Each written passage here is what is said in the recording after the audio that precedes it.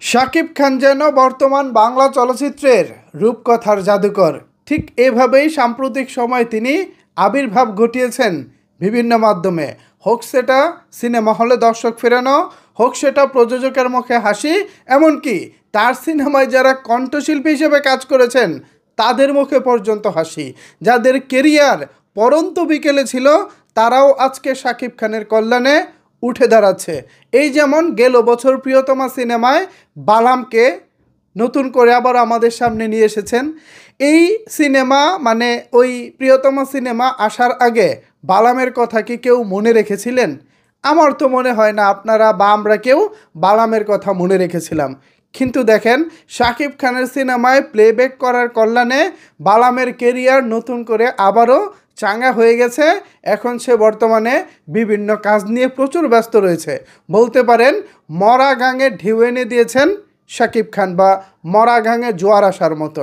এরপরে বাংলা চলচ্চিত্রে যেখানে সবাই 30 লাখ, 20 লাখ, 15 লাখ টাকায় সিনেমা নির্মাণের চিন্তা ভাবনা করতেছিলেন, সেখানে প্রিয়তমা সিনেমার পর এখন বাংলা সিনেমা নির্মাণ হচ্ছে 10 কোটি টাকায়। দরদ, তুফান, এই টাইপের সিনেমাগুলো নির্মাণের পিছনে খরচ হচ্ছে অলমোস্ট 10 কোটি টাকার মতো। ভাবা যায়?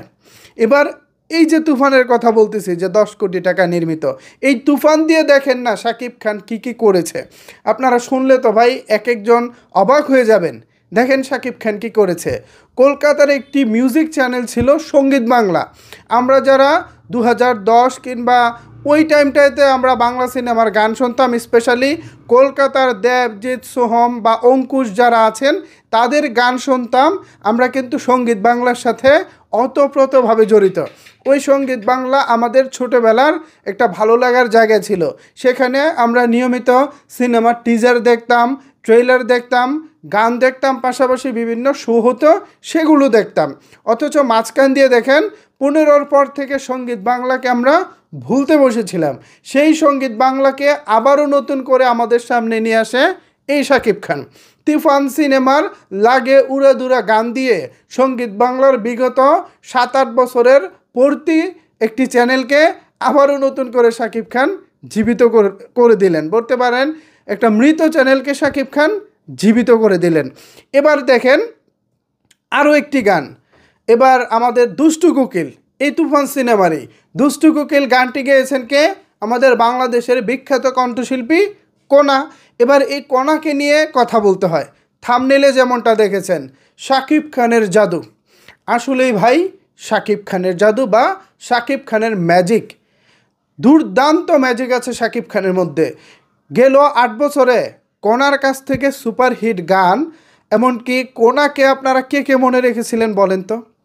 সর্বশেষ আমার যতটুকু মনে পড়ে, ওই শাকিব খানেরই বসগিরি সিনেমার দিল দিল গান দিয়ে সর্বশেষ কোনা সুপারহিট গান পেয়েছিলেন। এছাড়া আর কোন সিনেমায় আছে যে সুপারহিট গান? ওহেশেম গানটা মেবি ছিল, পোড়ামন দুয়ের ওহেশেম, সেটা মোটামুটি লেভেলের একটা সুপারহিট ছিল ওহেশেম গানটা। বাট গত 8 বছরে যদি আমি হিসেব করি, তাহলে সর্বাধিক জনপ্রিয় গান ছিল দিল দিল। দিয়েছি তোকে দিল দিল দিল, তোকে ছাড়া বাঁচা মুশকিল। এরপর আর কি কোনার কোনো খবর ছিল? খবর ছিল না। এর মধ্যে যে কোনা বসেছিল তাও না, টুকটাক কাজ করেছে, কিন্তু কোনো গান দিয়ে সে লাইমলাইটে আসতে পারেনি। লাইমলাইটে আসলো কাকে দিয়ে? ওই শাকিব খানকে দিয়ে। শাকিব খানের সিনেমায় দুষ্টু কোকিল গান কী পরিমাণের হাইপ উঠেছে গানটাকে নিয়ে, জাস্ট আপনারা ইউটিউবে চোখ রাখলেই বাকিটা আপনারা প্রমাণ পেয়ে যাবেন। মাত্র 5 দিনে এসবিএফ এবং চরকি এই 2 চ্যানেল মিলিয়ে 19 মিলিয়নেরও বেশি ভিউজ। ভাবা যায়? 19 মিলিয়নেরও বেশি ভিউজ মানে অলমোস্ট 2 কোটি ভিউজ চলে এসেছে। ভাবা যায়? কোনা যেখানে হারিয়ে যেতে বসেছিল, সেখানে কোনার কেরিয়ারও আবার নতুন করে ইউটার্ন নিবে আমরা আশা রাখি। এবার আসেন এই কোনাকে নিয়ে আরেকটি কথা বলি। অনেকেই উচ্ছ্বাস প্রকাশ করেছেন এই কোনাকে নেওয়ার কারণে। এর আগে কোনাল ছিল শাকিব খানের বেশ কিছু গানের গায়িকা, তো সেই কোনালের গান শুনতে শুনতে নাকি অনেক সাকিবিয়ানের একটু একঘেয়েমি লেগেছিল, বা তারা চাচ্ছিলেন একটু কোনাল থেকে বেরিয়ে অন্য কাউকে যেন নেওয়া হয়। তো এরপরে আমরা এবার তুফান সিনেমায় দেখলাম কোনালের পরিবর্তে আসলো কণা। তো সেই কণা আসার পর যেটা হলো, পাবলিকের আবার বেশ পছন্দ হলো। কিন্তু এই দুজন মানুষের মধ্যে আবার ব্যতিক্রম আছে কিছু। যেমন কোনাল শাকিব খানের নামটা আসার সাথে সাথেই সম্মানের সঙ্গে শাকিব খানের নামটা স্মরণ করেন। পাশাপাশি শাকিব খান তার কেরিয়ারে কতটুকু অবদান রেখেছে, সিনেমার গানে তাকে ব্রেক দিয়ে শাকিব খান কতটা উপকার করেছেন, এরকম নানাবিধ উপকারের কথা সবসময় এক বাক্যে কোনাল স্বীকার করেন এবং শাকিব খানের প্রশংসা করেন। অন্যদিকে কোনাকে দেখেন, শাকিব খানের অনেক সিনেমায় গান করেছেন বটে, কিন্তু তার মুখ থেকে শাকিব খানকে নিয়ে প্রশংসা সেভাবে আমরা শুনতে পাইনি। তবে কথায় আছে না, দেবরের নাম মুখে নিতে মানা, কিন্তু যখন প্রশংসার উপরে অনেক কিছু চলে আসে তখন কিন্তু মানুষ দেবরের নামও নেয়, ভাসুরের নামও নেয়। তো এবার এমনটাই ঘটেছে। গতকালকে ঢাকার একটি সিনেপ্লেক্সে তুফান সিনেমার স্পেশাল স্ক্রিনিং শো হয়েছে। সেখানে অতিথি হিসেবে ডাকা হয়েছিল সেই কোনাকে, শাকিব খান সহ পুরো টিমকে। সেখানে কোনাকে দেখলাম উচ্ছ্বসিত, শাকিব খানকে নিয়ে তার ভূয়সী প্রশংসা। ম্যাডাম, এই প্রশংসা যখন কাজ থাকবে না তখনও করবেন, আর যখন কাজ থাকবে তখন তেমনিতেই করবেন। আমরা সাকিবিয়ান বা শাকিব খানের শুভাকাঙ্ক্ষী যারা রয়েছি, আমরা শাকিব খানের প্রশংসাটা শুনতে পছন্দ করি, কিন্তু আজকে কাজ করতেছেন বলে প্রশংসা করবেন, মাঝখানে কাজ ছিল না বলে প্রশংসা করবেন না, এটা কিন্তু মানা যায় না। যার জন্য লাইমলাইটে আসবেন, যার জন্য প্রতি ক্যারিয়ারকে নতুন করে সাজাবেন, তার জন্য কৃপণতা করবেন, এটা কিন্তু মানা যায় না।